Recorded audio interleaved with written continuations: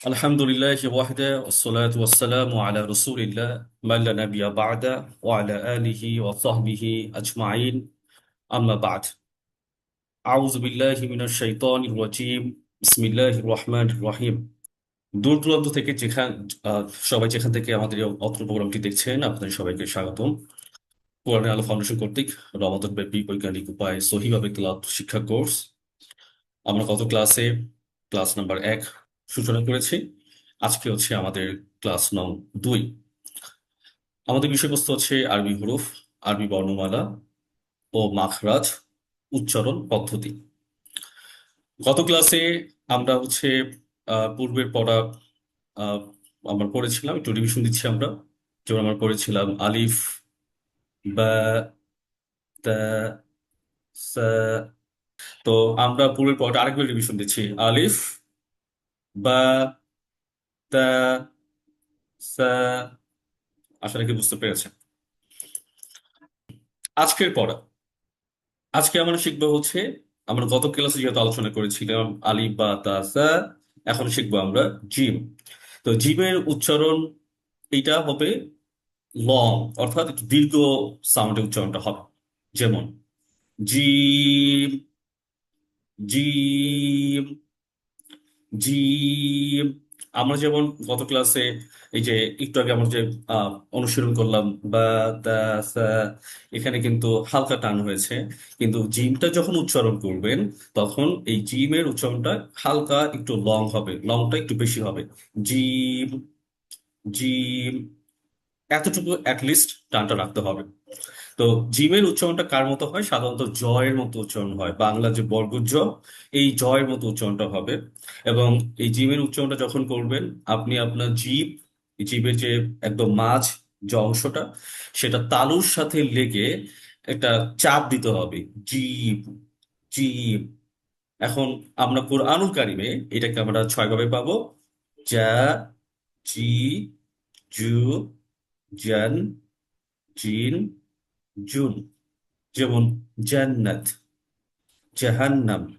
ঠিক আছে? তো যা, জি, জু, জান, জিন, জুন। তো আপনাদের মধ্যে হতে আমি একজন কাছে এই জিমের পাওয়াটা আমি একটু নিব। ফাতেমা আক্তার, আপনি হ্যান্ড রেজ করেছেন, একটু আমাকে জিমের পাওয়াটা একটু শোনান আমাকে। আনমিউট করে বলো। জি, ফাতেমা আক্তার। জিম, জা, হুম, জি, জু, হুম। জান, জিন, জুন। ওকে, জিমের উচ্চারণটা আপনি আরেকবার করুন। জিম, জিম, বলুন। জিম। মাশাআল্লাহ, very good, thank you, thank you.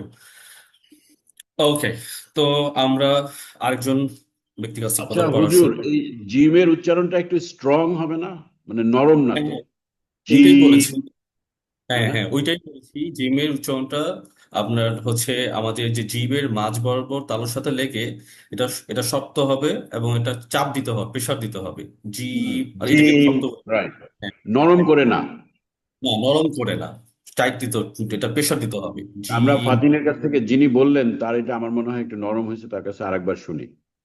আচ্ছা, আচ্ছা, ফাতেমা, তো আপনি একটু আরেকবার বলুন তো, একটু আসুন তো, আনমিউট করে একটু বলুন।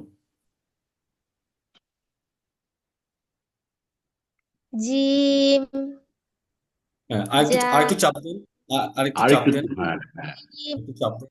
জিম। জিম। এইবার ওকে, হয়েছে। ওকে, থ্যাংক ইউ, থ্যাংক ইউ। আচ্ছা, তারপর হচ্ছে মোহাম্মদ জামশেদ উদ্দিন, প্লিজ আপনি একটু বলুন, আনমিউট করে বলুন, দ্রুত। জি। জি, বলুন। জিম, হ্যাঁ, জা, তারপর জি, জু, না, যা, জান, যা, জিন, যা, জুন, যা, জি, জা, জি। জান। আচ্ছা হুজুর, এখানে যা জি এখানে কি টান হবে না টান হবে না, একটু পরিষ্কার না, না, করে না, পরিষ্কার করে। এখানে এখানে টানটা ফ্যাক্ট না, জিমের উচ্চারণটা ফ্যাক্ট। যা, না, আমি যা। যখন জিম আলিফ জবর পড়তেছি, যা আকার দিচ্ছি, এটা কি আমি কি যা টান দিয়ে বলবো না যা? যা, এটা জি, জু। এখানে কোনো সমস্যা নেই, এখানে তো আমরা তো প্র্যাকটিস করছি, তো এখানে কোনো সমস্যা না। আচ্ছা, okay okay. Okay, okay. Okay, thank you Mohammad Jamshed Uddin, আপনি সুন্দর বলেছেন। Thank you. তো আমরা যাচ্ছি পরবর্তী পরবর্তী বর্ণমালায় হা। হা এর উচ্চারণটা একটু আপনার আমার কাছে শুনবেন, আমি হাটা কিভাবে উচ্চারণ করছি। হা, হা, হা। কি হচ্ছে, আমার যে গলা, তো আমি আবার বলছি, আমি উচ্চারণটা কিভাবে করছি একটু দেখবেন। হা, হা। এই যে আমি হাটা উচ্চারণ করছি ঠিক গলার মাঝে, মাঝ থেকে বাতাস বেরোচ্ছে এবং কিছুটা শ্বাস বেরোচ্ছে, বাতাসটা বের হয়ে যাচ্ছে। কিন্তু এটার উচ্চারণটা মোটেই কিন্তু হ না। হ যখন সাউন্ডটা হচ্ছে এবং সেটা খুব শক্ত হবে হ, কিন্তু আপনি যখন হাটা উচ্চারণ করবেন সেই গটা, সেই সেটা হচ্ছে আপনার হাকে, গলা থেকে আপনার একটা প্রেসার দিয়ে বাতাসটা বের করে দিতে হবে, নিঃশ্বাস বের করে দিতে হবে, শ্বাসটা বের করে দিতে হবে। হা, হা, হা। তার মানে এটা না যে আপনি গলা চেপে ধরবেন, গলার মাঝ থেকে শক্ত করে ধরবেন। যেমন হা, হি, হু, হান, হিন, হু। হান, হিন, হুন। বলে আমরা পরবর্তী অক্ষরের দিকে যাচ্ছি। পরবর্তী বর্ণ খ। খ, আমরা অনেকে এটা উচ্চারণ করি খা, এটা খা উচ্চারণ হবে না। ইভেন খ এর উপর যদি জবরও হয়, উচ্চারণ কখনো খা হবে না, উচ্চারণ হবে খ। খ তামান্না বিইন, ঠিক আছে? খালিদিনা ফিহা, খালিদিনা ফিহা বলা যাবে না, খ। তার উচ্চারণটা হচ্ছে খ। এবং এটা হালকা একটু কর্কশ সাউন্ড হয় গলার ভিতর যখন এটা উচ্চারণটা হয়। এবং গলা আমার যখন পরিষ্কার করি, যখন খ খ করে সাউন্ড করি, ঠিক এরকম করে সাউন্ডটা হবে খ, খ, খ, খি, খু, খান, খিন, খুন। খ, খি, খু, খান, খিন, খুন। বলবেন হচ্ছে হলো দাল। দাল বলবেন। দালের উচ্চারণটা হচ্ছে হলো দাল, দাল। দালের উচ্চারণটা যখন হয় এটা একটা লং সাউন্ড হবে, দাল, দাল। আমার অর্থাৎ আমার যে দুই দাঁত, দাঁতের যে দুইটা বাটি, এই দাঁতের সাথে আমাদের জিহ্বার যে আগাটা সেটা লেগে যাবে এবং বাংলায় সেটা পরিষ্কার একদম দয়ের মতো সাউন্ড হয়। এবং দাঁত যখন উপরে যে বাটির সাথে যখন লাগবে, তালুর সাথে যখন লাগবে, একটা চাপ দিবে, ঝটকা দিবে বের হবে। যেমন দাল জবর দা, দাল, দাল। ওকে, আমি আবার বলছি, দাল, দা, দি, দু, দান, দিন, দুন। দা, দি, দু, দেন, দিন, দুন। ওকে। এবং আজকে আমাদের এটা হচ্ছে গিয়ে শেষ অক্ষর আজকের আজকের টুডেস ক্লাসের, সেটা হচ্ছে জ্যাল, জ্যাল। আমার যে দাঁত, মানে নিচের যে দাঁতের যে বাটি, এই দাঁতের সাথে হালকা লাগিয়ে গোড়ায় লাগবে আমার জিহ্বার আগাটা, এই এই জিভের আপনার হচ্ছে দাঁতের গোড়ার সাথে লেগে একটু চাপ দিতে হবে, ঝটকা বাতাস যেটা বলি আমরা সেটা বের হবে। যেমন জ্যাল, জ্যাল। আমার জিভ দাঁতের সাথে লেগে গেছে, এব- আহ, দাঁতের যে একদম আপনার মাড়ি এটা সে লেগে গিয়েছে। জ্যাল, জ্যাল, জ্যা, জি, জু, জেন, জিন, জুন। আজকে আমরা যে পাঁচটা বর্ণ শিখেছি, সেই পাঁচটা বর্ণ আপনাদের সামনে আমরা একটু রিকল করছি। জিম, হ্যাঁ, খ, দেল, জেল। আমরা যদি একটু ব্যাকে যাই, আমি আবার বলছি, জিম, জ্যা, জি, জু, জেন, জিন, জুন। হ্যাঁ, হ্যাঁ, হ্যাঁ, হা হি হু হান হিন খ খ খ খি খু খান খিন দাল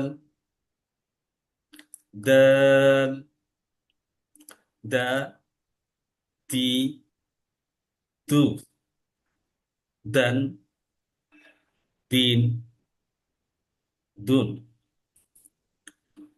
জাল জাল জা জি জু জান জিন জুন। আশা রাখি আজকের পড়া আপনারা সুন্দর মতো বুঝতে পেরেছেন। আমরা নেক্সট ক্লাসে আপনাদের কাছ থেকে পড়া ধরবো ইনশাআল্লাহ, এবং পরবর্তী ক্লাসে আমরা শিখব র, জা, সিন, শিন ইনশাআল্লাহ। তো আজকে আমাদের কোরআন পর্ব এতটুকুই থাকলো। আহ সবাইকে ধন্যবাদ। আসসালামু আলাইকুম। আমরা অলরেডি হচ্ছে সহিহ তিলাওয়াতের আলোচনা পর্ব শেষ করেছি আজকে। এখন আমরা আমাদের যে পরবর্তী যে লেসন সেটি হচ্ছে রমজানে কোরআন চর্চা, এই বিষয়বস্তু নিয়ে আজকে আমরা আলোচনা রাখবো ইনশাআল্লাহ। এবং নেক্সট ক্লাস থেকে আমাদের শুরু হবে আহ আমরা নামাজে যা যা পড়ি, যে সকল দোয়া দরুদ তাসবিহ তাহলিল সূরা যা পাঠ করি, সেটা শব্দে শব্দে অর্থ শেখা শুরু হবে। এবং যেহেতু এই রমাদান মাস জুড়ে আমরা অনেক ধরনের ইবাদত করি, তার মধ্যে সবচেয়ে গুরুত্বপূর্ণ ইবাদত হচ্ছে আপনার কোরআন তেলাওয়াত করা, কোরআন চর্চা করা, কোরআন অধ্যয়ন করা। সেটা কতটা গুরুত্বপূর্ণ সেই ব্যাপারে আমরা আজকে একটু বিশদভাবে আজ একটু আলোচনা করব। সেই আলোচনায় আমাদের যে সকল কন্টেন্ট গুলো থাকবে সেটি হচ্ছে ইসলামী বিধিবিধানের পরিচয়, কোরআন অধ্যয়নের গুরুত্ব, কোরআন এটা কি পাঠ সহজ নাকি কঠিন, কিভাবে কোরআন অধ্যয়ন করব, কোরআন অধ্যয়নকারীদের প্রতিক্রিয়া রিয়াকশন কি হয় যদি আমরা নিজেদেরকে মুমিন বলে থাকি, কোরআনের যখন পাঠ করি আমরা সেটার রিয়াকশন আমরা কিভাবে দিব বা কি হয় রিয়াকশন, সেটা আল্লাহ সুবহানাহু ওয়া তাআলা আমাদেরকে জানিয়ে দিয়েছেন। তো সেই ব্যাপারে আজকে আমরা আলোচনা করব খুবই সংক্ষেপে ইনশাআল্লাহ। প্রথমেই হচ্ছে ইসলামী বিধিবিধানের পরিচয়। আমাদের মধ্যে অনেকেই আছেন যে মৌলিক যে টার্মস গুলো অনেকে বুঝি না, যেমন ফরজ, ওয়াজিব, সুন্নাত, তারপর হচ্ছে মাকরু, নফল, এগুলো আসলে কি, সেই ব্যাপারটা আপনাদেরকে একটু সংক্ষেপে ধারণা দিতে চাচ্ছি। প্রথমত দেখতে পাচ্ছেন ফরজ। ফরজ হচ্ছে যে বিষয়গুলো আবশ্যকীয়, যা আপনার জন্য করণীয়, করতে আপনি বাধ্য, কম্পালসরি, সেগুলোকে বলা হয় ফরজ। এবং ফরজ হওয়ার জন্য শর্ত হচ্ছে কোরআনুল কারিমে যে সকল বাক্যগুলোতে আল্লাহ সুবহানাহু ওয়া তাআলা আদেশ সূচক বাক্য ব্যবহার হয়, আমি আবার বলছি, আদেশ সূচক বাক্য, আরবিতে বলা হয় আমর, এই সকল বাক্যগুলো যখন ব্যবহার হয় তখন সেটাকে ফরজ বলে। এছাড়াও কোরআনুল কারিমে আরো আহ আপনার আরেকটা প্যাটার্ন, আরেকটা প্যাটার্নে ফরজ সাব্যস্ত হয়, সেটি হচ্ছে কুতিবা। কুতিবা শব্দটি যখন ব্যবহার করা হয় তখনও সেটা ফরজ হিসেবে সাব্যস্ত হয়ে যায়। তো আমরা একটু দেখবো, যেমন আমরা যদি দেখি যে সলাৎ, আমরা যে সলাৎ আদায় করি 5 ওয়াক্ত সলাৎ, এই সলাতের ক্ষেত্রে আল্লাহ সুবহানাহু ওয়া তাআলার বক্তব্য হচ্ছে আকিমুস সলাহ, তোমার সলাৎ কায়েম করো। এই যে আকিমু, এটা হচ্ছে আদেশ সূচক বাক্য। এই আদেশ সূচক বাক্য আসার কারণে এটা ফরজ হিসেবে সাব্যস্ত হয়েছে, তাই আমাদের 5 ওয়াক্ত নামাজ পড়া হচ্ছে ফরজ। আচ্ছা, যদি আমরা দেখি পরবর্তীতে, সেটা হচ্ছে এই যে আমরা যে সিয়াম পালন করি, সেই সিয়াম পালন করার ক্ষেত্রে আল্লাহ সুবহানাহু ওয়া তাআলা কুতিবা শব্দটি ব্যবহার করেছেন। যেমন ইয়া আইয়ুহাল্লাযীনা আমানু, হে ঈমানদারগণ, কুতিবা তোমাদেরকে ফরজ করা হয়েছে, আলাইকুম তোমাদের উপর সিয়াম, সিয়ামকে। এই যে কুতিবা, তাহলে কুতিবা মানে হচ্ছে নির্ধারিত, রেজিস্টার্ড ফর্মে লেখা হয়ে গিয়েছে এটা, মানে লিখিত স্টেটমেন্টকে বলা হয় কুতিবা। তো এই কুতিবা শব্দ আসার কারণেও এই কোন একটা বিধান, কোন একটা আমল সেটা ফরজ হিসেবে সাব্যস্ত হয়ে যায়। তৃতীয়ত হচ্ছে আল্লাহ সুবহানাহু ওয়া তাআলা কিছু কিছু আয়াতে ফরদুন শব্দটি ব্যবহার করবে, যে ফরজ বলি, এই লাস্টে যে জ উচ্চারণটা, সেটা মূলত ফার্সি ভাষা হওয়ার কারণে, কিন্তু এই ফার্সি শব্দটা মূলত আরবি থেকে আসে। আরবি ফারদুন, এই ফারদুন মানে ফরজ। কোরআন তেলাওয়াত করাও ফরজ, যেখানে আল্লাহ সুবহানাহু ওয়া তাআলা সরাসরি ফারদুন শব্দটি ব্যবহার করেছেন। ইন্নাল্লাযী ফারাদা আলাইকাল কুরআন। আমরা এই আয়াতটা গত দুটো পর্বে এটা রিপিটেশন হয়েছে অনেকবার, যে নিশ্চয়ই কোরআনকে আপনার উপর ফরজ করা হয়েছে, অর্থাৎ রাসূল সাল্লাল্লাহু আলাইহি সাল্লামকে বলা হচ্ছে যে আপনার উপর কোরআনকে ফরজ করা হয়েছে। তাহলে এখন রাসূল সাল্লাল্লাহু আলাইহি সাল্লাম আমাদের মাঝে নেই, তাহলে কি দাঁড়াচ্ছে এটা? এই আলাইকা, আপনার মানে হচ্ছে আমি, আপনি, আমরা সবাই, আমাদেরকে উদ্দেশ্য করে বলা হয়েছে নিশ্চয়ই কোরআনটা হচ্ছে গিয়ে তোমার উপর ফরজ করা হয়েছে। তাহলে লারাদ্দুকা ইলা মাআদ, অর্থাৎ তুমি যতক্ষণ পর্যন্ত আমার কাছে ব্যাক না করবে ততক্ষণ তোমার জন্য এটা হচ্ছে ফরজ। তাহলে আমরা বুঝতে পারছি যে ফরজ কিভাবে সাব্যস্ত হয়। এরপরও যে সকল বিষয়গুলো আমাদের জানা প্রয়োজন, ওয়াজিব, সুন্নাত, নফল, মুবাহ, মুস্তাহাব, মাকরুহ, হারাম, এগুলো কি? ওয়াজিব হচ্ছে যে বিষয়গুলো সাধারণত রাসূল সাল্লাল্লাহু আলাইহি ওয়াসাল্লামের পক্ষ থেকে সাব্যস্ত হয়, আমর মানে আদেশ সূচক বাক্য ব্যবহার করা হয়, এটাকে বলা হয় ওয়াজিব। যদিও অনেক স্কলার আছেন, তারা হচ্ছে ওয়াজিব এবং ফরজের ক্ষেত্রে এরকম কোনো পার্থক্য তারা দেননি, কারণ তাদের মতে হচ্ছে আল আমরু লিল উজুব, যে কোনো ওয়াজিব সাব্যস্ত হয় হচ্ছে হলো মানে কর্তব্য পালনের জন্য। তো বিধানটার নাম ফরজ, সেটা পালন করা ওয়াজিব। এই কারণে অনেকেই বলেছেন যে ওয়াজিব ফরজ এটা সেম, কিন্তু আবার একটা গ্রুপ যারা বলেছেন না, ওয়াজিবটা আলাদা। ওয়াজিবটা সাব্যস্ত হয় যেটা সরাসরি কোরআনের বক্তব্য নয়, কিন্তু রাসূল সাল্লাল্লাহু আলাইহি সাল্লাম তিনি আমাদেরকে করতে উৎসাহিত করেছেন। যেমন বেতনের নামাজকে আমরা ওয়াজিব বলি, কেন বলি? কারণ এটা হচ্ছে সেলফ স্টেটমেন্ট। আপনি আজকে সারাদিন কি করেছেন, আল্লাহর ব্যাপারে আপনি কিভাবে চিন্তা করেছেন, কি সাক্ষী দিচ্ছেন, এই সকল বিষয়গুলোকে আপনি মুহাসাবা করছেন। আরবিতে বলা হয় মুহাসাবা, সেলফ অ্যাকাউন্টেবিলিটি, আপনার নিজেকে নিজেকে জবাবদিহিতার আওতায় আনা। তো এইটাকে রাসূল সাল্লাল্লাহু আলাইহি সাল্লাম প্রতিদিন তিনি পাঠ করতেন। তো এইটা তিনি নিয়মিত পাঠ করতেন, তিনি তার সাহাবীদেরকে উৎসাহিত দিতেন, এবং এটা অজীব হিসেবে সাব্যস্ত হয়েছে। ইভেন এই যে আমার দাড়ি রাখি, দাড়ি রাখা রাসূলুল্লাহ সাল্লামের এটা তিনি তাকিদ দিয়েছেন। অনেকে আবার দাঁড়িয়ে রাখে না, এটা বিষয়টা হচ্ছে হলো আবার আরেকটা দল এটাকে সেফ সুনত মনে করে। তো এরকম যখন কোনো বিষয় আপনার হচ্ছে রাসূল সাল্লাল্লাহু আলাইহি ওয়াসাল্লাম পক্ষ থেকে আমরের মানে বা আদেশসূচক বাক্য ব্যবহার করা হয়, তখন সেটা ওয়াজিব হিসেবে সাব্যস্ত হয়। দ্বিতীয়ত হচ্ছে সুন্নাত। সুন্নাত হচ্ছে একটা মানে ব্রড একটা ডিসক্রিপশন। রাসূল সাল্লাল্লাহু আলাইহি সাল্লামের কাজ, কর্ম, আচার আচরণ, ব্যবহার, তার লাইফস্টাইল, পুরো লাইফস্টাইলকে বলা হয় সুন্নাতের অন্তর্ভুক্ত। পুরো লাইফস্টাইল। এখন আমরা যদি সুন্নাতে, আমাদের দুটো টার্মস আছে, সুন্নতে মুআক্কাদা, সুন্নতে জায়েদা। সুন্নতে মুআক্কাদা হচ্ছে যে সকল সুন্নাত গুলো রাসূল সাল্লাল্লাহু আলাইহি ওয়াসাল্লাম নিয়মিত পাঠ করেছেন, এটাকে আরবিতে বলা হয় মুওয়াজাবা, মুওয়াজাবাতুল আমাল। অর্থাৎ যে কাজগুলো রাসূল সাল্লাল্লাহু আলাইহি ওয়াসাল্লাম নিয়মিত করেছেন এটাকে বলা হয় সুন্নাত। এবং এই সুন্নাত গুলো যখন তিনি নিয়মিত করেছেন, মাঝে মাঝে গ্যাপ দিয়েছেন হয়তো বা, কিন্তু নিয়মিত তিনি চালু রাখতেন, এটাকে বলা হয় সুন্নতে আপনার হচ্ছে মুআক্কাদা।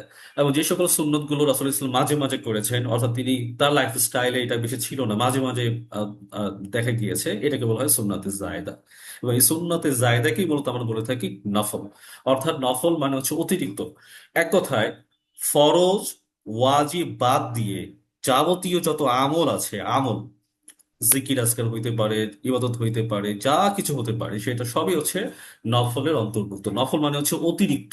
আপনি যাই করবেন তার অতিরিক্ত আপনি যে আমলগুলো করবেন সেটা হচ্ছে নফলের অন্তর্ভুক্ত, যেগুলো ফরজ ওয়াজিব না। এটা যখন আপনি করবেন আপনি আল্লাহ সুবহানাহু ওয়া তাআলা ক্লোজ হবেন, আল্লাহ সুবহানাহু ওয়া তাআলা ভালোবাসার পাত্র হবেন, কিন্তু এটা না করার কারণে আপনি গুনাহগার হবেন না।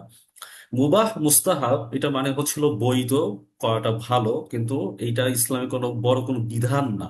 যেমন মনে করেন গিয়ে হচ্ছে আপনার মসজিদে চাকচিক্য করা, এটা মুবাহ, এটা ভালো, মানুষের আরাম হয়, সুবিধা হয়, মানুষ আকৃষ্ট হয়, কিন্তু এটা না করলে যে অনেক বড় কিছু হয়ে যাবে ব্যাপারটা এরকমও না। তো এইগুলো হচ্ছে মুবাহ। আবার কেউ মাদ্রাসা বানায়, কেউ স্কুল বানায়। স্কুল রাসূল সাল্লাল্লাহু আলাইহি ওয়াসাল্লামের সময় স্কুল ছিল না, কিন্তু এগুলো করার মাধ্যমে জ্ঞান চর্চার একটি জায়গা, মুমারাসাতুল ইলম, যেখানে জ্ঞান চর্চা হচ্ছে। তো সেই জ্ঞান চর্চা হওয়ার কারণে মানুষ উপকৃত হচ্ছে, এবং এই উপকৃত হওয়াটা ভালো, দেশের জন্য ভালো, সোসাইটির জন্য ভালো। এবং সেই কারণে এই সকল কর্মগুলো হচ্ছে মুবাহ বা মুস্তাহাব। এবং পরবর্তীতে আমরা দেখতে পাচ্ছি মাকরুহ। মাকরুহ মানে হচ্ছে আপনার কেরাহাতুন থেকে এসে, মানে অপছন্দনীয়। মাকরুহ মানে হচ্ছে অপছন্দনীয়। ইসলামে এমন কাজ যেগুলো অপছন্দনীয় কিন্তু সেগুলো আপনার সেটা সরাসরি হারাম বলার সুযোগ নেই। যেমন মনে করেন, একটা উদাহরণ দেওয়া যেতে পারে। আমরা চিংড়ি মাছ খাই, চিংড়ি মাছ। চিংড়ি মাছ মাছ তো হচ্ছে আর্থ্রোপোডা। এটা এক ধরনের আর্থ্রোপোডা, এক ধরনের পোকা। যেমন তেলা পোকা এটা পোকা, তারপর হচ্ছে চিংড়ি এটা পোকা, তারপর হচ্ছে কি আপনার যে কাঁকড়া হচ্ছে এটা পোকা। কাঁকড়া তো মাছ হিসেবে বলি না, কিন্তু চিংড়িকে মাছ হিসেবে বলি। এখন এই এই খাবারগুলো হচ্ছে গিয়ে আপনার হচ্ছে মাকরুর অন্তর্ভুক্ত। এখন আপনার প্রশ্ন করতে পারেন, তা চিংড়ি কি মাকরু? না, চিংড়ি মাকরু না, কারণ চিংড়িকে আমরা সারা পৃথিবীতে এটাকে আপনার হচ্ছে ফিশ হিসেবেই, ফিশ বা মাছ হিসেবেই সেটাকে সাব্যস্ত হয়েছে। তো এরকম খাবারগুলো হারাম না, কিন্তু এগুলো অপছন্দনীয়। মানুষের যদি মানে রুচিতে হয় করবে, না হলে করবে না।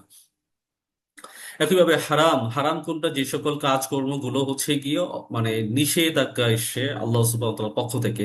যেমন সুদ খেও না, তুমি মিথ্যা কথা বলো না, তুমি মানুষের গীবত করো না।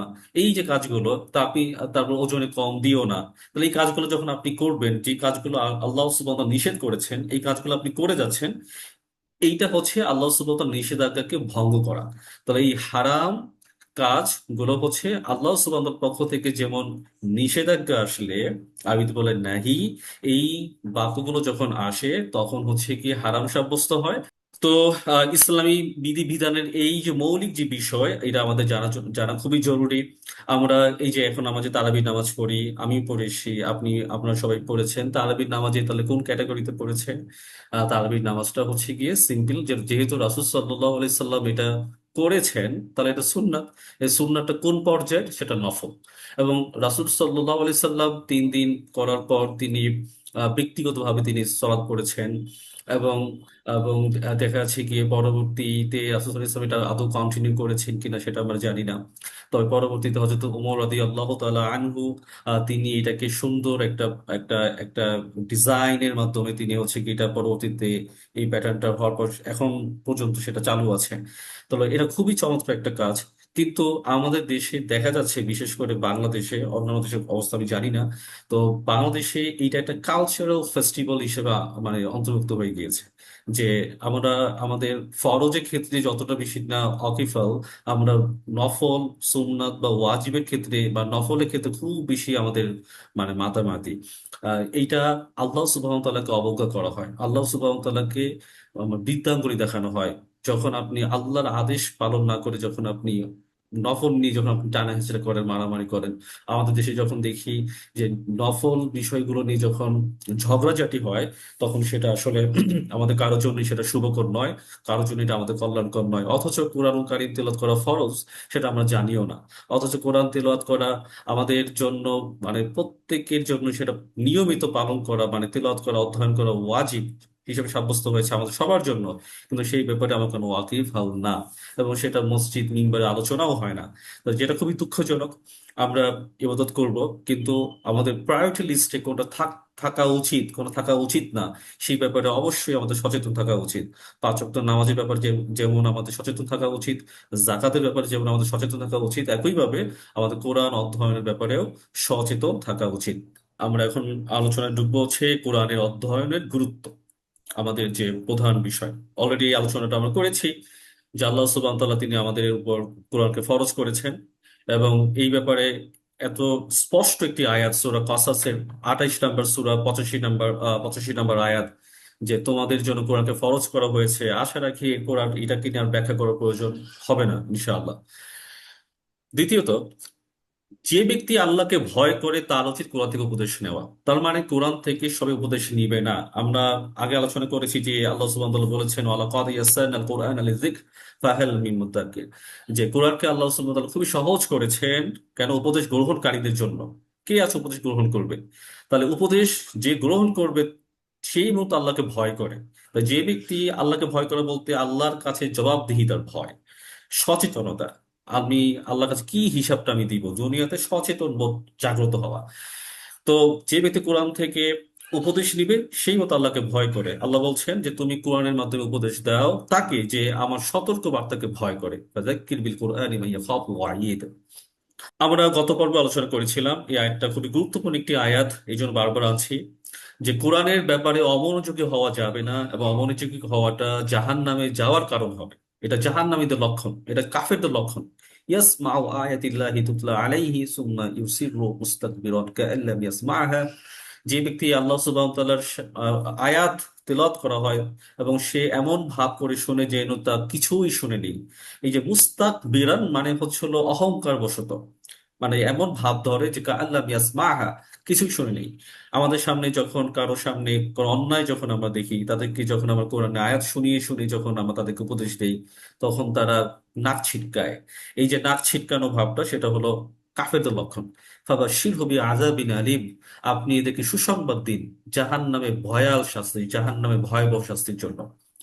তো অবশ্যই এই ব্যাপারে আমরা সচেতন থাকব। কোরআনের ব্যাপারে যেন আমাদের কোনোভাবে অমনোযোগী না হই। কেউ যখন কোরআনের ব্যাপারে আলোচনা করে, কেউ যখন কোরআন নিয়ে আলোচনা করে, কেউ যখন কোরআন অধ্যয়ন করে, এই ব্যাপারে আমাদের অবশ্যই মনোযোগী হওয়া প্রয়োজন। ওকে, আমরা কোরআনটা কতটুকু গুরুত্বপূর্ণ যে একটু আগে আলোচনা করছিলাম, যে কোরআনটা আমরা কি বুঝে বুঝে পড়বো কিনা। এই এই আয়াতটা, অনেক আয়াত আছে, আমরা একটা আয়াত সামনে এনেছি, একটু যদি মনোযোগ দেন আপনার সবাই বুঝতে পারবেন। আল্লাহ সুবহানাহু ওয়া তাআলা যখন মানে কোরআনকে যখন নাজিল করলেন, সূরা আলাকের প্রথম 5 নাম্বার প্রথম 5টা আয়াত, যে ইকরা বিসমি রাব্বিকাল্লাযী খলাক, যে আপনি আহ আল্লাহর নামে আপনি পাঠ করুন, যিনি আপনাকে সৃষ্টি করেছেন। তো আপনার নামে মানে আল্লাহর নামে কি পাঠ করা হবে? তো আল্লাহর নামে পাঠ করা হবে কোরআনকে, যার কারণে দেখবেন আমরা পড়াশোনাতেই বলি বিসমিল্লাহির রহমানির রহিম, আমি আল্লাহর নামে শুরু করছি। তো সেখান থেকে স্টার্ট হয়েছে। তো এই যে ইকরা, পড়ো, তো পড়ো বলতে তো অবশ্যই এটা কোনো আটারিং না যে আমি শুধু পড়ে পড়ে যাচ্ছি, রিডিং পড়ে যাচ্ছি। আটারিং বোঝানো হয় নাই।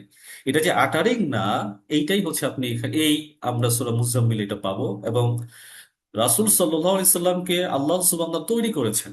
40 বছর বয়সে তাকে যখন ফাইনালি যখন নবুয়ত দেওয়া হয়, সেই নবুয়তের আগ পর্যন্ত তাকে তৈরি করা হয়েছে। এই তৈরি করার আগে তাকে যে তৈরি করেছেন আল্লাহ সুবহানাহু ওয়া তাআলা, সেটা কোরআনের মাধ্যমে তাকে তৈরি করেছেন। কিভাবে তৈরি করেছেন আমরা একটু দেখি। আল্লাহ বলছেন যে হে চাঁদরাবৃত, আপনি রাতে জাগুন, কমিল লাইল, আপনি রাত্রিতে জাগুন, ইল্লা কলিলা, অল্প কিছু বাদে। অর্থাৎ আপনি অল্প কিছু ঘুমান এবং তারপর আপনি রাত্রি জাগরণ করুন। নিসফাহু আও ইনকুস মিনহু কলিলা, এবং অর্ধেক রাত হতে পারে, সেই জায়গাটা অর্ধেক রাত হতে পারে, বা তার চেয়ে কিছু কমও হতে পারে। আও জিদ আলাইহি, বেশি হতে পারে। অরত্তিল কোরআন তারতিলা, আপনি কোরআনকে স্পষ্টভাবে ধীরে ধীরে পাঠ করুন। তা আল্লাহ সুবহানাহু ওয়া তাআলা বলছেন যে আপনি কোরআনকে ধীরে ধীরে পাঠ করুন। ধীরে ধীরে কেন পাঠ করব? কারণ ধীরে ধীরে প্রসঙ্গটা তখনই আসে যখন আপনি কোরআনকে আপনি বোঝার চেষ্টা করবেন। আমি একটা উদাহরণ বারবার দিচ্ছি বারবার, যে আপনি যখন ফিজিক্স পড়েন, বা আপনি যখন কোনো কোনো লিটারেচার পড়েন, আপনি যখন কোনো গল্প পড়েন, আপনি কি করেন? আপনি পুরো কনটেক্সট বোঝার চেষ্টা করেন। আপনি যখন কোনো সিরিজ দেখেন, আপনি বোঝার চেষ্টা করেন কি বলা হচ্ছে এখানে। তাহলে কোরআনটা আল্লাহ সুবহানাহু পক্ষ থেকে এসে, তো এখানে মেসেজটা কি, আল্লাহ বক্তব্যটা কি, সেটা আপনি বোঝার চেষ্টা করেন। তো বোঝার ক্ষেত্রে কখনোই ধীর মানে দ্রুত গতিতে কখনো পড়া মানে বোঝা পসিবল না।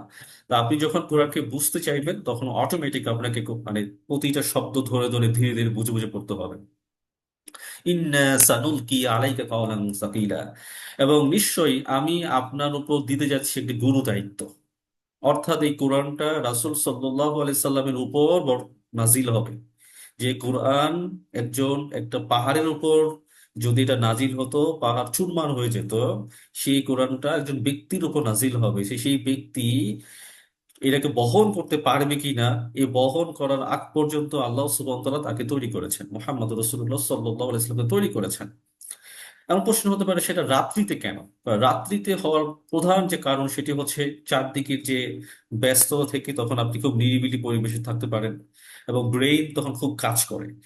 ইন্না নাশিয়াতাল লাইলি হিয়া আশাদ, নিশ্চয়ই রাতের ইবাদত, রাত্রি জাগরণে যে চর্চাটা হয়, ইবাদতের যে চর্চাটা হয়, সেটা অন্তরকে দৃঢ় করে, আপনার ঈমানকে দৃঢ় করবে, আপনার চিন্তাকে দৃঢ় করবে। এই চিন্তা যখন দৃঢ় হবে, তখন আপনি কথাগুলো যেটা বলবেন সেটাও তখন স্থির হবে। সাধারণত আমরা কি বলি, কি বিশ্বাস করি, কি জানি, সেটা কোনো স্থির না। তার কারণ হচ্ছে হলো আমার চতুর্দিকে শুনে শুনে শুনে অভ্যস্ত, আমাদের জ্ঞানটা শোনা ভিত্তিক, শ্রবণ ভিত্তিক জ্ঞানের ভিত্তি। তো যার কারণে আমরা যখন ভিন্ন কিছু শুনি তখনই আমাদের ব্রেইন তখন কনফিউজড হয়ে যায় কি শুনছি এগুলো। বাট যখন আপনি রাত্রি জেগে কোরআন চর্চা করবেন, আপনি ঘুমাবেন, অল্প সময় যতটুকু সময় আপনি পান সেই সময়টা জুড়ে আপনি যখন কোরআন চর্চা করবেন, তখন আপনার ইবাদতের কারণে, এই প্র্যাকটিসটা হওয়ার কারণে আপনার অন্তর দৃঢ় হয়ে যাবে, বিশ্বাসটা মজবুত হবে, এবং আপনি যে কথাগুলো বলবেন সেই কথাগুলো হবে স্থির, এবং সেটাও অনেক দৃঢ় হিসেবে সাব্যস্ত হবে। আচ্ছা, এরপর হচ্ছে আমরা আলোচনা করব, এরপর হচ্ছে আমরা যেটা নিয়ে আলোচনা করব পরবর্তীতে হচ্ছে, আমরা সবাই জানি রাসূল সাল্লাল্লাহু আলাইহি সাল্লাম তিনি আমাদেরকে সুপারিশ করবেন। সুপারিশ করে আমরা সবাই জানি, তবে রাসূল সাল্লাল্লাহু আলাইহি সাল্লাম তিনি যে আমাদেরকে অভিযোগ করবেন আমাদের ব্যাপারে, সেই ব্যাপারে আমরা অনেকেই ওয়াকিফেল না। তবে আমরা লাস্ট দুইটা ক্লাসে এই আয়াতটা বারবার আলোচনা হয়েছে যে রাসূল সাল্লাল্লাহু আলাইহি সাল্লাম তিনি আল্লাহর কাছে তিনি অভিযোগ দায়ের করবেন যে আমার এই জাতি কোরআনকে পরিত্যক্ত করে রেখেছিল, আমার এই জাতি কোরআনকে পরিত্যক্ত করে রেখেছে। পরিত্যক্ত মানে কি? এটাকে অবহেলা করা, অবজ্ঞা করা। তাহলে এইরকম আয়াতগুলো অলরেডি আমরা পাঠ করে এসেছি। তা পরিত্যক্ত তখনই হয় যখন কারোর দিকে আমরা নজর না দেই। তো আমরা অবশ্যই কোরআন ব্যাপারে মানে আল্লাহ সুবহানাহু ওয়া তাআলা মানে কাছে যেন রাসূল সাল্লাল্লাহু আলাইহি সাল্লাম আমার পক্ষ নিয়ে যেন তিনি অভিযোগ দায়ের না করেন, সেই ব্যাপারে আমাদের সবাইকে সেই সচেতন থাকতে হবে, এবং কোরআনকে চর্চা অধ্যয়ন করতে হবে, নিজের লাইফে সেটাকে ইমপ্লিকেশন করতে হবে। আল্লাহ বলছেন যে কোরআনকে তোমার দৃঢ়ভাবে তোমরা আঁকড়ে ধরো। এখানে আরবিটা হচ্ছে ফাস্তামসিক। ফাস্তামসিক বলতে হচ্ছে কোনো কিছু যদি রশি দিয়ে আমার টাইট করে বেঁধে রাখি, এটাকে বলে ফাস্তাম, ইস্তিমসাক বলা হয় এটাকে। তো ফাস্তামসিক বিল্লাযী উহিয়া ইলাইক, আপনার উপর যে কিতাবটা নাজিল হয়েছে, রাসূল সাল্লাল্লাহু আলাইহি ওয়াসাল্লামকে বলা হচ্ছে, তার মানে এটা আপনি নিজেকে ধরে নেন, আমার উপর যে কিতাবটা নাজিল করা হয়েছে, ইন্নাকা আলা সিরাতিম মুস্তাকিম, আপনি তা দৃঢ়ভাবে ধারণ করুন। ওয়া ইন্নাহু লাযিকরুল লাকা ওয়া লিকাওমিক ওয়া সাওফা তুসআলুন, এবং নিশ্চয়ই এটি হচ্ছে আপনার, অর্থাৎ রাসূল ইসলামকে বলা হচ্ছে অলি কওমিক, এবং আপনার যে পরবর্তী যে জাতি তাদের জন্য এটা স্মরণিকা, লিজিক, উপদেশ। কারণ কোরআনকে আমরা জানি কোরআনকে উপদেশ হিসেবে সাব্যস্ত করা হয়েছে। লিজিক, কোরআনটা হচ্ছে আপনাদের জন্য, আমাদের সবার জন্য, পরবর্তী উম্মতের জন্য, পরবর্তী সম্প্রদায়ের জন্য এটা স্মরণিকা, এটা হচ্ছে উপদেশ। অসাওফাতুস আলুন, অচিরেই তোমাদেরকে এই ব্যাপারে জিজ্ঞাসিত করা হবে। তার মানে কি, পুরো আয়াতটাই হচ্ছে কোরআন কেন্দ্রিক। আপনি যদি কোরআনের আলোকে যদি আপনি নিজের লাইফে সেটাকে আপনি ইমপ্লিকেশন না করেন, আপনাকে এই ব্যাপারে জিজ্ঞাসা করা হবে, এটা কনফার্ম থাকেন, এবং এই ব্যাপারে প্রস্তুত থাকতে হবে আমাদেরকে। ওকে, তো অলরেডি আমরা বুঝতে পেরেছি যে কোরআন অধ্যয়ন কতটা গুরুত্ব রাখে। এখন আমরা আলোচনা করবো কোরআনের পাঠ কি সহজ নাকি কঠিন। অলরেডি এই আলোচনা আমাদের এসছে, ওয়ালাকাদ ইয়াসসারনাল কোরআনা লিযিকর ফাহাল মিন মুদ্দাকির, আমি অবশ্যই কোরআনকে উপদেশের জন্য সহজ করে দিয়েছি। এই আয়াতটা সূরা কমারের 4 জায়গায় এসে, এবং একই সাথে সূরা দুখান এবং সূরা ইউসুফ, সূরা জুখরুফের সূরাতে এই রিলেটেড আয়াতগুলো আসে, যে আল্লাহ কোরআনকে সহজ করেছেন, এই রিলেটেড আয়াতগুলো আমরা এই সকল আয়াতগুলোতে পাবো। আমরা কোরআন কিভাবে অধ্যয়ন করব, এখন হচ্ছে ম্যানার। এই ম্যানারটা আমাদের এখন সবার এখন জানা দরকার। আপনি কোরআন যখন পড়বেন, কোরআনকে আপনি শুরুতেই আল্লাহর কাছে, শয়তানের কাছ থেকে আশ্রয় চেয়ে নেবেন। এই যে কোরআনে যে মনোযোগ চলে যাওয়া, কোরআনকে 2 মিনিট থেকে বের হয়ে যাওয়া, কোরআনের আলোচনা শুনলে 5 মিনিট শুনে কানের সাথে ভালো লাগবে না, কারণ শয়তান তো আপনার কানে ওয়াসওয়াসা দিবে, এটা তো তুমি জানো, পারো, সবই জন্য এগুলো কি শুনতেছো এগুলো। তো এই কথাগুলো কাফেররাও বলতো, অর্থাৎ এগুলো তো আদিকালের কথা, এগুলো কি এখন চলে এগুলো। তো এইটা বর্তমান সময় একটা গ্রুপ কিন্তু ঠিকই বলে। এই কারণে কোরআনটা যখন আপনি কোরআনের চর্চা নিয়ে যখন বসবেন, কোরআনের আলোচনা যখন শুনবেন, প্রথমেই আপনাকে আল্লাহর কাছে আশ্রয় প্রার্থনা করতে হবে। এবং আমরা যেটা বলি আউযু বিল্লাহি মিনাশ শাইতানির রাজিম, হে আল্লাহ, আমি বিতাড়িত শয়তান থেকে আপনার কাছে আশ্রয় চাচ্ছি। তা না হলে কিন্তু আপনাকে শয়তান গ্রাস করে ফেলবে, এবং আপনি শয়তানের পায়ে মানে শয়তানের যে আপনার ফাঁদে আপনি কিন্তু পা দিয়ে দিবেন। দ্বিতীয়ত হচ্ছে কোরআন চর্চার সময় আপনাকে বিশুদ্ধ নিয়ত থাকতে হবে, এবং আপনাকে চেষ্টা করতে হবে যত দূর সম্ভব পরিষ্কার পরিচ্ছন্ন হয়ে থাকা। কারণ অপরিষ্কার হয়ে থাকা, অপরিচ্ছন্ন হয়ে থাকা, এটা আসলে মুমিনদের মানে লক্ষণ না, এটা কোনো ভালো মানুষের লক্ষণও না। ও যে ব্যক্তি অপরিষ্কার হয়ে থাকে, ইন্নাহু লাকুরআনুন কারীম, কোরআন একটা সম্মানিত একটা গ্রন্থ, এবং এটা সংরক্ষিত একটা কিতাবে নিহিত, লা ইয়ামাসসুহু ইল্লাল মুতাহহারুন, এবং এটি পবিত্র ব্যক্তি ছাড়া কেউ একে স্পর্শ করে না। তার মানে হচ্ছে এটা তো অবশ্যই কাফেরদের জন্য না, যারা মুমিন, যারা মুসলিম, তারা চেষ্টা করে কোরআনটাকে যথাযথভাবে, সম্মানিতভাবে, সম্মানের সাথে এটাকে তিলাওয়াত করা, অধ্যয়ন করা, এটার ব্যাপারে মানে আপনার হচ্ছে গিয়ে থাকা, মনোযোগী থাকা, যে কোনোভাবে যেন অসম্মান না হয়ে যায়। তারপর আমরা যেটি দেখতে পাচ্ছি, আহ কোরআন যখন আলোচনা যখন শোনা হবে, কোরআনে যখন অধ্যয়ন করবেন, তখন আপনি যতদূর সম্ভব নীরব থাকবেন। ওয়াইদা কোরিয়াল কোরআন ফাসতামিউ লাহু, যখন তোমরা কোরআনকে শোনো, যখন তোমরা কোরআনকে শ্রবণ করো, তখন তোমরা কি করো? তখন তোমরা নীরব থাকো। ফাসতামিউ লাহু, তখন তোমরা তা মনোযোগ দিয়ে শোনো। ওয়াংসিতু, এবং তোমরা চুপ থাকো। তা লাআল্লাকুম তুরহামুন, যাতে করে তোমরা দয়া মানে রহম প্রাপ্ত হতে পারো। আমরা অধ্যয়ন সম্পর্কে already এত আলোচনা শুনেছি, কিন্তু এখন কিন্তু অধ্যয়ন না, এখন কিন্তু শ্রবণ। কোরআনের আলোচনা শুনলেও আপনাকে চুপ থাকতে হবে। তো অধ্যয়ন তো কত গুরুত্বপূর্ণ রাখে, যদি শ্রবণটা যদি এত গুরুত্বপূর্ণ হয়ে থাকে, কি একজন আলোচনা করছে কোরআনের, সেখানে আপনি যদি এতটা গুরুত্বপূর্ণ পেয়ে থাকে, তাহলে কোরআন অধ্যয়নের ক্ষেত্রে কতটা গুরুত্বপূর্ণ রাখে। যে কোরআনে যখন কেউ আলোচনা করে, তখন তুমি চুপ থাকো, নীরব থাকো, এবং ওয়াং সিতু, শুধু চুপ থাকলেই হবে না, মনোযোগ দিয়ে শুনো। কেন? লাআল্লাকুম তুরহামুন, কারণ তোমাদের প্রতি রহম করা হয়, তোমাদের রহমত বর্ষণ করা হয়। আমাদের এই যে আমরা তারাবি নামাজ পড়ি, তারাবি নামাজের সবচেয়ে মজার যে পার্ট, সেটা হচ্ছে খুব দ্রুত কোরআন তেলাওয়াত করা, যেটা তো রাসূল সাল্লাল্লাহু আলাইহি সাল্লাম জীবনও করেন নাই, তার সাহাবীরা করেন নাই। আমাদের ট্র্যাডিশনস হয়ে গেছে এটা, এবং একটা গুরুত্ব, তাড়াতাড়ি না পড়লে চিল্লাচিল্লি শুরু করে দেয়। তো লা তুহাররিক বিহি লিসানাকা লিসানাকা লিতাআজালা বিহি, তাড়াহুড়ো করে পাঠ করার জন্য তুমি তোমার জিহ্বা নাড়াবে না। তাহলে এটা ভদ্রতা না। আপনি কোনো একটা বিষয় আপনাকে পড়তে দেওয়া হয়েছে, আপনি খুব তাড়াহুড়ো করে পড়ে যাচ্ছেন, খুব বিজি দেখানো হচ্ছে, এটা কোনো ভদ্রতা না। ইন্না আলাইনা জামাআহু ওয়া কুরআনাহু, এর সংরক্ষণ ও পাঠ পাঠ করা এবং এটাকে সংরক্ষণ করার দায়িত্ব পুরোটা আমাদের। শুধু দায়িত্বই না, ফাইযা কুরআনাহু ফাত্তাবি' কুরআনাহ, এবং এটার যে এটা আপনি কি পাঠ করবেন, পাঠ করে আপনি সেকে অনুসরণ করতে হবে। তার মানে কি বোঝানো যাচ্ছে? যে আপনি শুধু কোরআন শুধু অধ্যয়ন করবেন, দ্রুত পড়ে যাচ্ছেন, এটা আল্লাহর মাকসাদ না। আল্লাহর মাকসাদ হচ্ছে ফাত্তাবি কুরআনাহ, কি বলা আছে সেটাকে আপনি অনুসরণ করুন। সুম্মা ইন্না আলাইনা বায়ানা, এবং এটার যে ব্যাখ্যা, এই ব্যাখ্যাও আল্লাহ সুবহানাহু ওয়া তাআলা আপনাকে শিক্ষা দিবেন। আপনি যদি তাফসীর নাও পড়েন, অটোমেটিক কোরআনটা এত ইজি, কোরআনটা এতটাই স্পষ্ট, আপনি যখন পড়বেন অটোমেটিক আপনার ব্রেইনে সেই তথ্যগুলো, সেই ব্যাখ্যাগুলো আল্লাহ সুবহানাহু ওয়া তাআলা টিম করে দিন অটোমেটিক। এটা আপনাকে আহ, আপনি নিজেই বুঝতে পারবেন যে আমি কোরআন থেকে কিছু সেন্স পাচ্ছি, কিছু আমি আমি কিছু বুঝ পাচ্ছি। তাই কখনোই কোরআন অধ্যয়নের ক্ষেত্রে, তেলাওয়াতের ক্ষেত্রে, ইভেন যদি আমি অ্যারাবিকও পড়ি, আমরা চেষ্টা করব আমরা স্পষ্ট করে পড়ার। কোরআন অধ্যয়নকারীদের প্রতিক্রিয়া, আমরা যখন কোরআন পড়ি, কোরআন পড়ার সাথে সাথে মুমিনদের কি প্রতিক্রিয়া হয় সেটা আমরা দেখব। তো এই কোরআন যখন নাজিল করা হয়, এবং কোরআন তো অবশ্যই আল্লাহ সুবহানাহু ওয়া তাআলা ধাপে ধাপে নাজিল করেছেন, যাতে করে আপনি ধীরে ধীরে মানুষের কাছে এটা মানে পাঠ করতে পারেন, মানুষকে এই কোরআনকে দিয়ে হেদায়েতের পথে আনতে যেন পারেন।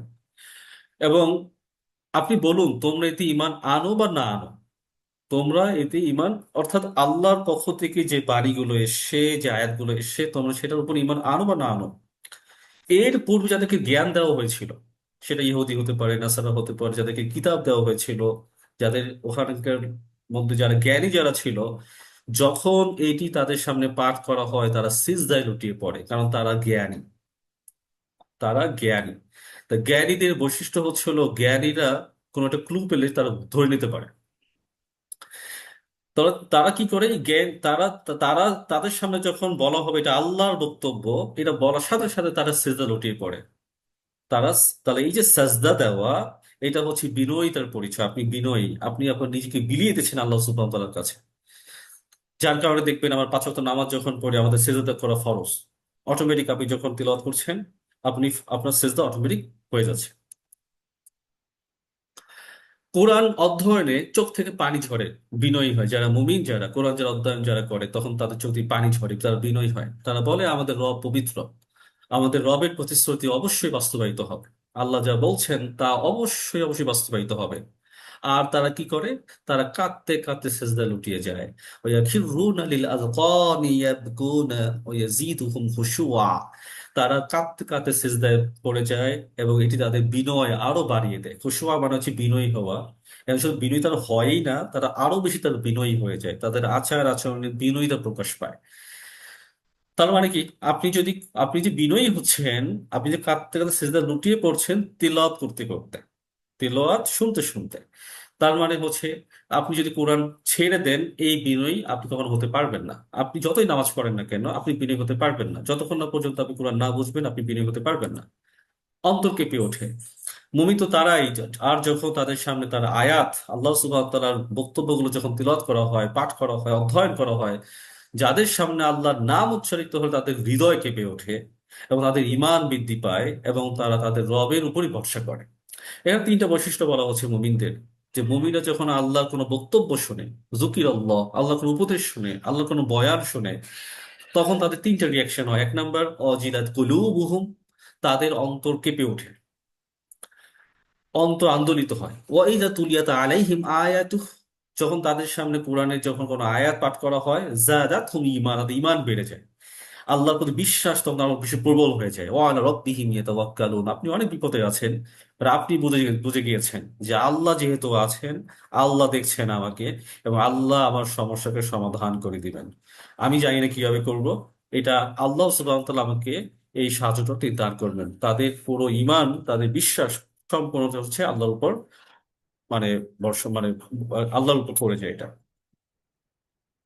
কোরআনের অধ্যয়নের মাধ্যমে আমরা সত্যকে উপলব্ধি করতে পারি। যখন আমরা আমরা এটা গত ক্লাস আলোচনা করেছি যে রাসূলের উপর যখন কোরআনটা নাজিল হয়েছে, এই বাণী শুনে অনেকেই, হে নবী, আপনি দেখবেন যে তারা সত্য যখন তারা বুঝতে পারবে এটা সত্য, এই কোরআন আল্লাহর পক্ষ থেকে এসে, এই সত্য বোঝার কারণে তাদের চক্ষু থেকে তারা অশ্রুসিক্ত হবে এবং তারা দোয়া করবে আল্লাহর কাছে, রব্বানা আমান্না, হে আমাদের প্রতিপালক, আমরা ঈমান এনেছি, ফাকতুবনা মা'আশ শাহিদিন, এবং আপনি আমাদেরকে সাক্ষ্য দানকারীদের সঙ্গে রাখুন, যারা যারা আল্লাহর উপর ঈমান এনেছে এই কথা যারা বলেছে, এই গ্রুপের ভিতরে আপনি আমাকেও রাখুন। অর্থাৎ কোরআন পড়ার সাথে সাথে তার ঈমান বৃদ্ধি পেয়ে গিয়েছে। কোরআন নিয়ে চিন্তা ভাবনা করা, তো কোরআন নিয়ে চিন্তা ভাবনা করা, আমরা এর আগেও আলোচনা করেছি যে আপনি কোরআন শুধু আটারিং করবেন, শুধু প্রনাউন্সিয়েশন পড়ে যাবেন, নাকি চিন্তা ভাবনা করবেন। এই ব্যাপারে আল্লাহ বলছেন যে এই যখন তাদের সামনে যখন কোরআনের আয়াতগুলো যখন অবতীর্ণ হয়েছে এবং তারা আয়াতগুলো নিয়ে গভীরভাবে তারা চিন্তা করে, এবং কারা চিন্তা করে, পরবর্তী একটা শব্দ, বোধ শক্তি সম্পন্নরা, আরবিতে হচ্ছে উলুল আলবাব। উলুল আলবাব হচ্ছে জ্ঞানী সম্প্রদায়। আর জ্ঞানের সবচেয়ে বড় বৈশিষ্ট্য হচ্ছে বোধ শক্তি জাগ্রত হওয়া, কারণ বোধের মানে আপনার হচ্ছে উইজডম তৈরি হয়। তো এই বোধ শক্তি সম্পন্ন উপদেশ গ্রহণ করে। আমরা আগে একটা শিখেছি, মানে যারা কোরআন থেকে তারাই তাকওয়া অর্জন করে, তারাই উপদেশ নেয় যারা কিনা তাকওয়াবান। আর তাকওয়াবান লোকেরাই হচ্ছে হলো বোধ শক্তি সম্পন্ন, যাদের কিনা এই সেন্সটা রয়েছে, যেটা হলো কোরআন থেকে, কোরআনের আলোকে সে নিজের জীবনটাকে সে গঠন করবে। এই সকল লোকেরা কোরআনের প্রত্যেকটা আয়াত, প্রত্যেকটা অর্থ নিয়ে তারা চিন্তা ভাবনা করে, শুধু করেই না, গভীর চিন্তা ভাবনা করে। এই যে লিয়াদাব্বার, এটা শব্দ হচ্ছে গবেষণা করা, থিঙ্কিং ক্যাপাসিটি ডিপ হওয়া, এটা হচ্ছে বৈশিষ্ট্য। আল্লাহ বলছেন সূরা মুহাম্মদ 24 নম্বর আয়াত, আফালা ইয়াতাদাব্বারুনাল কুরআন আম আলা কুলুবিন আকফালুহা, তবে কি তারা কি কোরআন নিয়ে মোটেই চিন্তা ভাবনা করে না, নাকি তারা তাতে অন্তরে তালা লাগিয়ে দিয়েছে? কফলুন মানে তালা। তাহলে আল্লাহ চান এই কোরআনের ভিতরে এমন কিছু আছে যে জিনিসগুলো মানুষের চিন্তা গবেষণার মাধ্যমে সেটা প্রকাশিত হবে। এইটা তারাই করবে যারা বোধশক্তি সম্পন্ন, এবং এইটা যখন যখন পেয়ে যাবে, আল্লাহ তাকে যখন দান করবেন, তখন হৃদয়ের এক একটা তালা খুলে যাবে। আর তখন সে এমন কিছু জ্ঞান উপলব্ধি করবে, এমন বোধ উপলব্ধি করবে যেটা অন্য কোনো মানুষ উপলব্ধি করবে না। সে যতই সে জানলেওয়ালা হোক না কেন, সে যদি কোরআন চর্চা করে, সে আলাদা একটা বুঝ পাবে, যে বুঝটা সেই ব্যক্তি বুঝবে, সে বুঝটা কতটা দামি একটা বুঝ। কোরআন যখন শ্রবণ করা হয়, সেটাকে মনোযোগ সহকারে না শোনাটা, আমরা অলরেডি আলোচনা করেছি, এটা হচ্ছে কাফেরদের লক্ষণ। وقال الذين كفروا لا تسمعوا لهذا القرآن والغوا فيه لعلكم تغلبون, যে কাফেররা বলে থাকে, তোমরা এই কোরআনকে শুনো না, এবং যখন কেউ পাঠ করে তখন তারা হট্টগোল সৃষ্টি করে। এবং এই হট্টগোল সৃষ্টি করার কারণ এটা শুনলেই তারা তখন তাদের অন্তরে চুলকানি শুরু হয়ে যায়, অন্তরে জ্বালা পড়া শুরু হয়ে যায়, তার কাছে শুনতে ভাল লাগে না। কারণ কারণ কি করে উপদেশ আছে এবং মানুষ উপদেশ শুনতে চায় না। তাহলে এখন তাহলে এটা হচ্ছে কাফেরদের বৈশিষ্ট্য। তো একইভাবে আমরা এটা আগেও আলোচনা করেছি যে কোরআন যখন শুনবেন, কোরআন ব্যাপারে আপনার আপনার জায়গা থেকে যত দূর পসিবল এই ব্যাপারে সচেতন থাকা, কোনোভাবেই কোরআন ব্যাপারে যেন গাফলতি যেন না প্রকাশ পায়। তো আজকে আমাদের আলোচনা এতটুকুই থাকলো। আশা রাখি সবাই বুঝতে পেরেছেন। আমিন। ওয়াকির দাওয়ানা আলহামদুলিল্লাহি রাব্বিল আলামিন।